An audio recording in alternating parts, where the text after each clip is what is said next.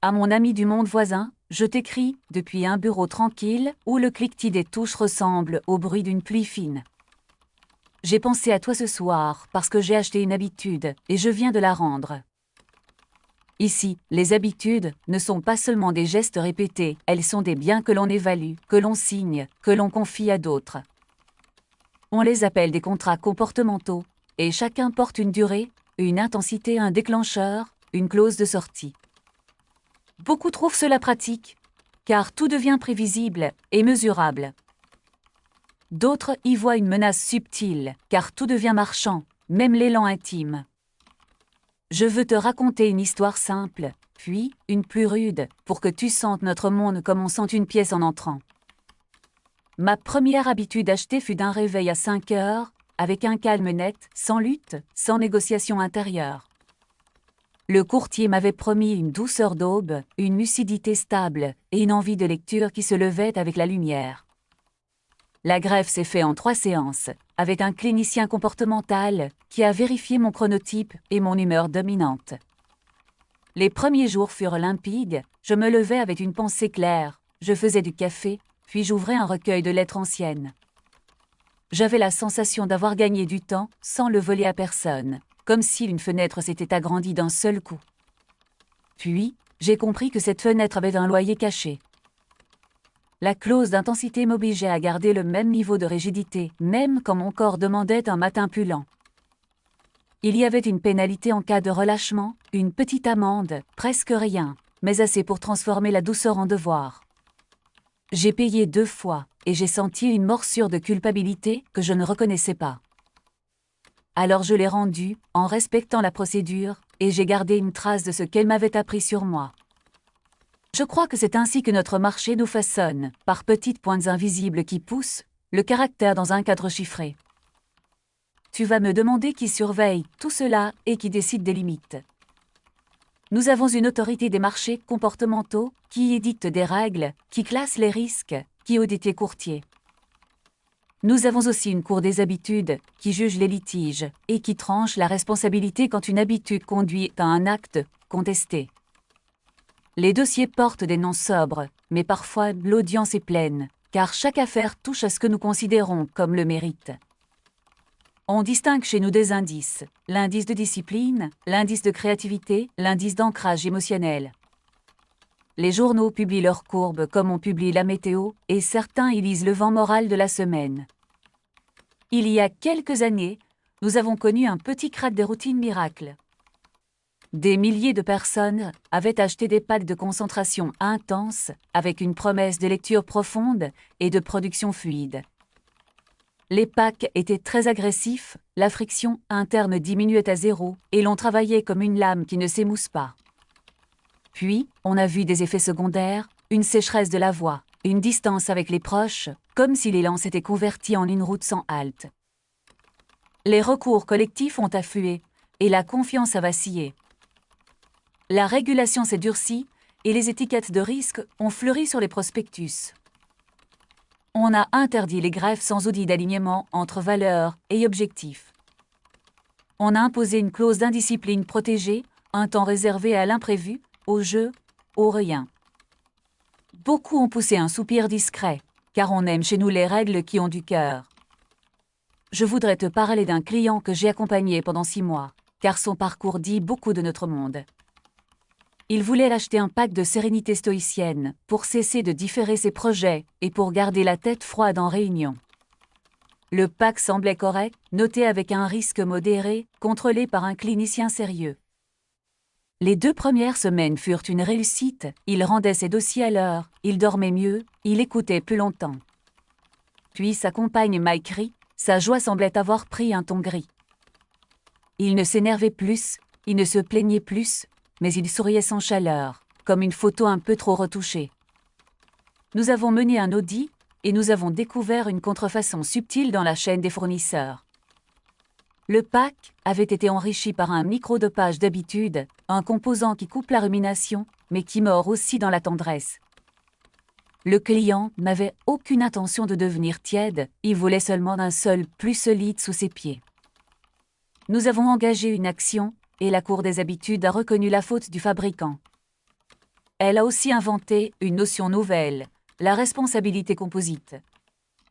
Elle dit que nous sommes la somme de nos gestes natifs et de nos routines greffées, et que la justice doit peser les deux. Le client a levé la greffe sous contrôle, et la tendresse est revenue comme une pluie légère.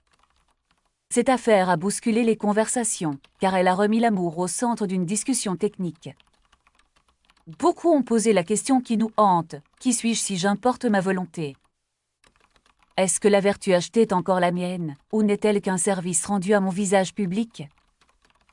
On répond rarement de façon tranchée, on préfère ouvrir une lampe sur la nuance. Une autre cliente m'a demandé une routine d'attention profonde pour la lecture du soir avec son fils. Elle ne voulait pas d'une performance scolaire, elle voulait une présence entière, un souffle lent, une écoute qui sait attendre la fin d'un mot difficile. Nous avons construit une greffe très douce, avec une clause d'émerveillement obligatoire. Cette clause est simple, elle exige un moment d'admiration sincère devant une phrase qui fait grandir l'imaginaire. Le contrat a réussi, la mère s'est assise, l'enfant a posé sa tête et le monde a pris une couleur plus ample pendant 15 minutes. Dans notre ville, il existe des quartiers d'habitude partagés. Les immeubles y proposent des routines en commun, cuisine lente le mercredi, silence profond le dimanche, promenade lent à midi. On y vit comme dans une chorale, chacun garde une voix propre, mais on s'accorde sur une cadence collective. Les visiteurs trouvent cela charmante et un peu troublant, car la liberté y ressemble à une maison bien rangée. Les plus riches composent des portefeuilles très larges, ils achètent des routines de préparation mentale, de prise de parole, de récupération émotionnelle. Ils louent parfois des habitudes rares, une curiosité artisanale pour l'odeur du bois, une patience d'horloger, une mémoire des visages. Les classes moyennes louent au trimestre, en guettant les soldes et les offres groupées. Les marchés noirs vendent des étincelles, qui accrochent fort et brûlent vite. Tu te demandes peut-être comment on démarre un contrat ici. On entre dans une maison de courtage, on raconte sa vie avec des mots simples, et un conseiller dessine une carte de nos élans et de nos faiblesses. On parle du matin, de la faim, du désir de rire, des moments où l'on baisse les bras. On teste des micro-routines sur une semaine, comme on essaie une chaussure en marchant dans le couloir.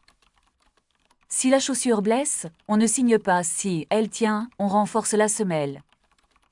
La métaphore est banale, mais elle dit vrai. Le caractère est un pied vivant, il aime le confort, mais il a besoin d'espace.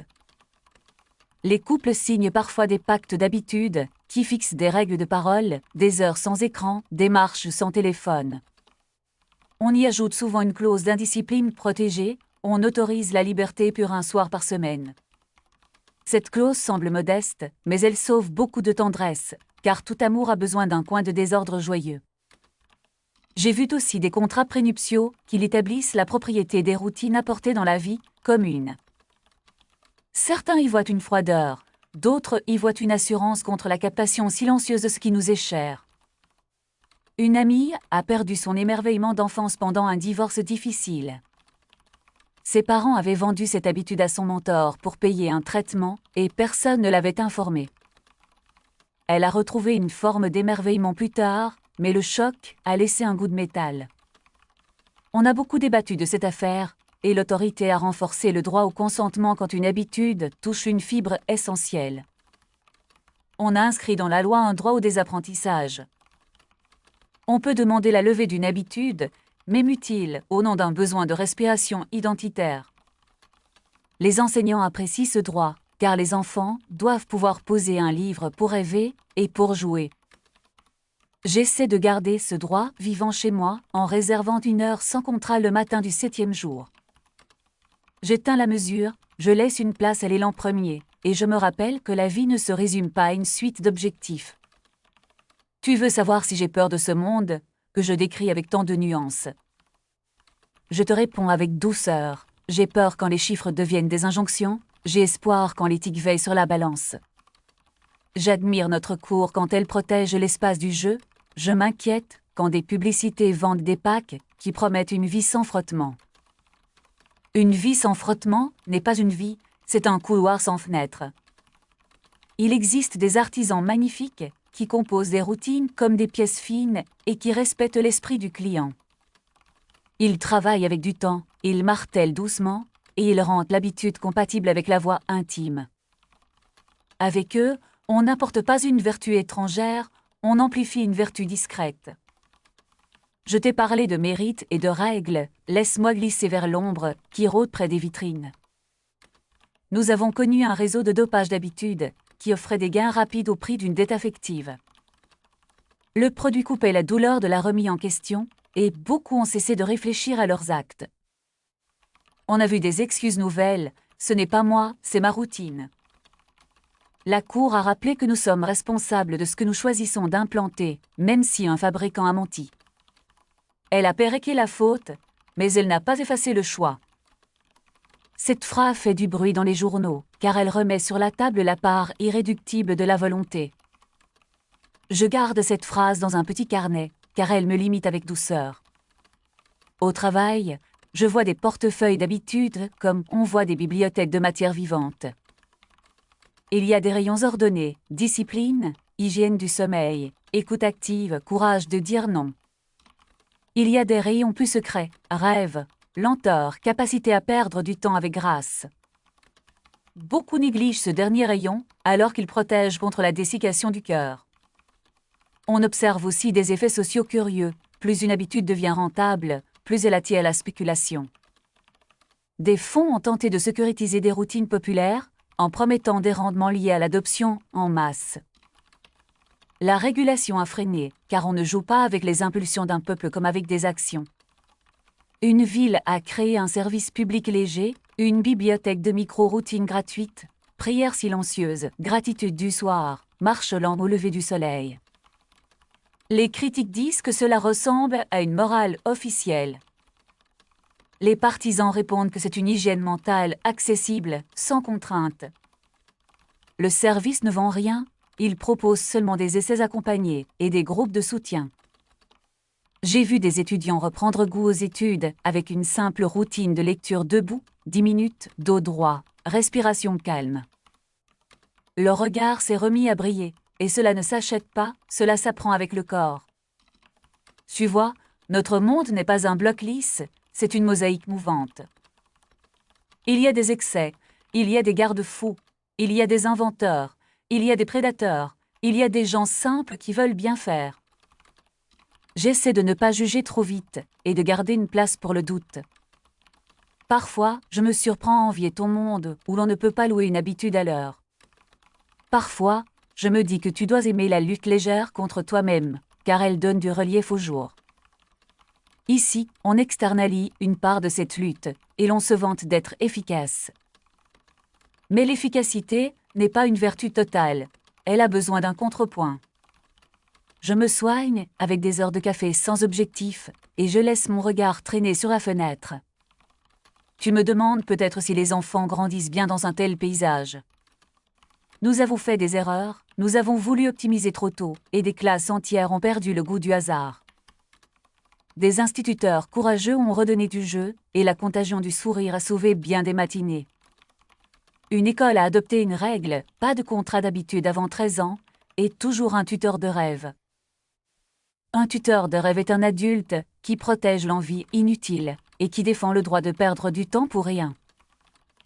Je t'assure que ce poste est plus utile que bien des logiciels. Dans l'intimité, nous apprenons à dire « je tiens à ma part indomptée ». C'est une phrase qui vaut une médaille invisible. Elle protège la surprise et la poésie. Elle a sauvé mon couple à 2 reprises, en rappelant que la douceur a besoin d'espace sans justification. Une amie m'a confié qu'elle avait manqué une promotion parce qu'elle avait désinstallé sa routine de réseau. Elle en avait assez de converser à l'infini sans trouver le cœur d'un échange. Elle a perdu un titre, mais elle a retrouvé le goût des conversations lentes. Je ne sais pas si c'est un gain ou une perte. Je sais que son rire est revenu. Nous parlerons un jour des habitudes fantômes, car elles se propagent sans contrat, par imitation discrète. Elles entrent par les yeux, elles s'installent dans les gestes, elles vivent de nos regards. Elles sont parfois plus fortes que les greffes, car elles se nourrissent d'amour et de liens. Les anthropologues disent que nous sous-estimons toujours la force de la mimésie. Je le vois chez mes voisins, on a commencé à saluer le facteur avec un petit mot et tout l'immeuble s'y est mis. Aucune clause ne l'exigeait, et la cour n'y peut rien, c'est la grâce pure d'un acte aimé. Un autre voisin a offert une routine de lecture à voix haute à la fille d'en face, sans passer par la bourse. Il l'a fait comme on apprend à faire du vélo, avec patience et avec main ouverte. Je sais que tu souris en lisant cela, car les biens les plus précieux refusent la mise en caisse. Nous avons une maxime simple, un monde reste humain tant qu'il protège ce qui ne se compte pas.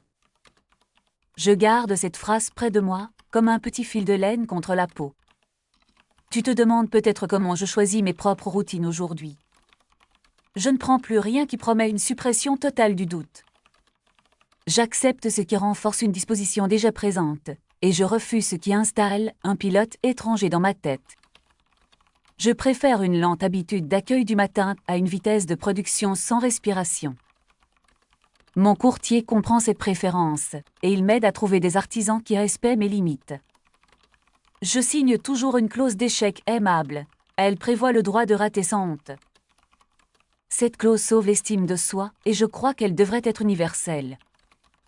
Je marche avec cette idée comme avec un compagnon de voyage, fidèle et discret. Tu pourrais me dire que tout cela n'est qu'une façon sophistiquée de nommer des évidences. Je te répondrai que nommer change parfois la texture d'une journée. Ici, le langage a des effets, il trace des chemins et il creuse des ornières. J'essaie de tenir un langage qui ouvre, pas un langage qui enferme. Quand j'entends une publicité promettre une vie sans détour, je coupe le son. Je me fais un thé et je relis un passage qui me rappelle que la joie n'est pas une ligne droite. J'ai longtemps cru que le courage consistait à serrer les dents. Aujourd'hui, je crois que le courage consiste à laisser entrer un peu d'imprévu dans une salle bien rangée. Je me demande souvent ce que tu ferais ici et quelles habitudes tu défendrais contre toute mise aux enchères. Je parie que tu protégerais l'écoute, car tu as toujours pris le temps de laisser les phrases finir. Je parie que tu garderais un rire indiscipliné pour les jours gris. Je parie que tu écrirais une lettre comme celle-ci avec une lampe chaude à tes côtés. Si tu venais, je t'emmènerais voir les maisons où l'on partage la lenteur. Tu verrais des salles où l'on ne vend rien, où on s'assoit, où l'on parle peu, et où l'on respire ensemble. Tu me dirais que cela ressemble à une amitié mise en commun. Je te répondrais que c'est exactement cela, une amitié étendue aux inconnus. La bourse des habitudes n'a pas fermé, elle s'est adoucie et elle a appris à se taire quand il le faut. Elle rend des services, elle encadre des excès, elle devient un outil, pas un monde total. Cette évolution me rend plus calme, et je commence à croire que nous grandissons. Il nous reste des gouffres, l'inégalité d'accès aux routines fines, la tentation de marchandiser le moindre trait d'âme. Il nous reste aussi des trésors, la capacité d'inventer une règle qui protège le jeu et la modestie d'admettre nos erreurs. Je t'écris tout cela sans grand effet, avec une voix simple, parce que je te fais confiance. Je sais que tu liras sans chercher à conclure trop vite. Je voudrais finir par quelque chose de petit et de vrai. La semaine dernière, j'ai repris une habitude native, une marche lente au bord de l'eau. Je n'ai rien signé, je n'ai rien mesuré, j'ai seulement regardé les reflets se casser sur une pierre. J'ai pensé à l'enfant que j'étais, et j'ai senti une gratitude sans contrat. Cette sensation a duré 1 minute, peut-être 2, et elle valait toutes les promesses du monde. Si je devais te donner un seul conseil, je dirais protège au moins une habitude qui n'appartient qu'à toi. Ne la vends pas, ne la loue pas, garde-la comme un secret lumineux. Elle te tiendra la main quand les indicateurs se tromperont. Elle te rappellera que tu restes la source et que les outils restent des outils. Je te laisse avec cette pensée et avec l'envie de t'entendre un jour me décrire ta propre bourse intérieure. Dis-moi quel serait ton prix pour ton émerveillement et si tu accepterais de le rendre après l'avoir prêté. Moi je l'ai repris et je dors mieux. Je te dis bonne nuit, avec une lampe comme complice et avec un cahier ouvert près de moi. Je signe d'un sourire que tu connais, même d'ici. Ton ami du monde voisin. Merci d'avoir écouté cette lettre jusqu'au bout. Si tu as aimé ce moment, mets un pouce en l'air, abonne-toi à la chaîne et laisse un commentaire. Si tu veux soutenir la création, utilise le QR code en bas à droite de la vidéo ou le lien dans la description pour faire un don. Dans la description, tu trouveras aussi d'autres œuvres d'une série totalement différente. Je te dis à très bientôt et je t'invite à écouter le prochain message venu d'un autre voisinage du multivers.